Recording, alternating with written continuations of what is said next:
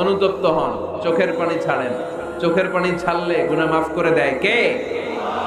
কত ঘুষ খাইছেন, কত সুদ খাইছেন, আপনার পাপ অন্যায় যত বড় হোক না কেন, আমার আল্লাহর দয়া তার চাইতেও বড়।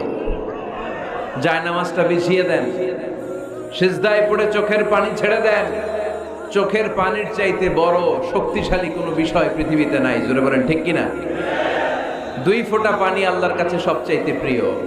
এক হচ্ছে জিহাদের ময়দানে শহীদের গা বেয়ে ঝরে পড়া রক্তের ফোঁটা, আর 2 হচ্ছে অনুতপ্ত বান্দার চোখের পানির ফোঁটা।